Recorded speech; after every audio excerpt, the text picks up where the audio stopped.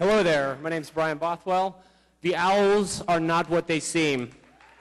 In my talk tonight, I plan to present to you a cornucopia of weirdness that will convince you that the universe is not only stranger than we suppose, it's stranger than we can suppose. So the first thing I want to talk about is a very pleasant subject, parasites, one of the most amazing forms of evolution in action. You've got bizarre life forms that can adapt in really weird ways. Simple life forms can affect their complex hosts in really, really weird ways. The tongue-eating bug. This is a bug that is swallowed by the fish. It then eats the fish's tongue and replaces the fish's tongue for life, living out its life as the tongue of the fish. Really creepy and weird. Yeah. Next one we have here is the lancet liver fluke, which is a parasite that infects cows. The way that it gets to cows is a rather interesting route. Of course, it ends up in the cow poop, which is then consumed by snails. The snails then poop, and that's consumed by ants. The ants then become essentially what amount to zombie ants. There's a dramatic. So the zombie ants will then wander away from the rest of the colony, climb up a tall tract of grass, and wait. And it's like, what are they waiting for? Well, what they're waiting for is actually a cow to come along, of course, and eat them. And if this happens, the cow then eats them, and of course, goes back, and the cycle continues. Next, we have toxoplasmosis, which is a very bizarre parasite you may have heard about. It's a cat parasite, but it gets to cats through mice. And what it does is it gets into the mouse's brain and actually makes the mouse so that it's not afraid of the smell of cats. So, of course, it's therefore likely to be eaten by a cat.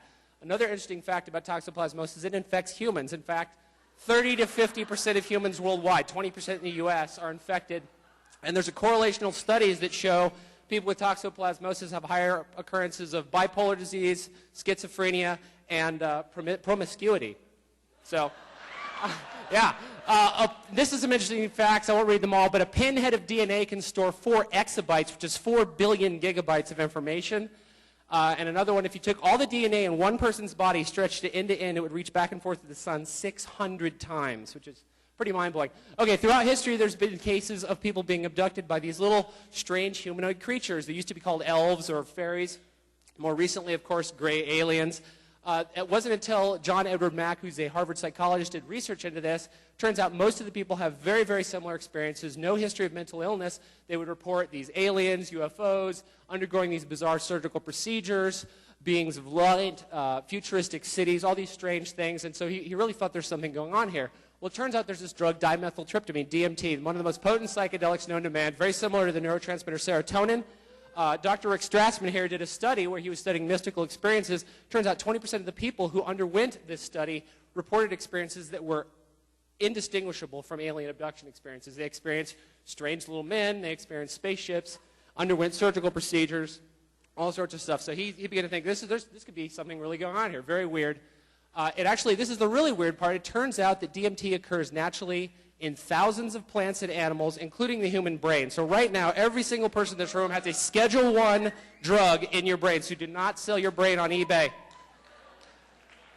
So it turns out there's a long history of DMT and shamanism, particularly in South America. It's used in a variety of forms. If you've seen the movie The Emerald Forest, this is a scene where they blow the DMT dust, and they report similar experiences with UFOs and these strange beings. In fact, there's a Peruvian shaman who's done a number of paintings, hundreds and hundreds of paintings, and here's some of the imagery that he has in them.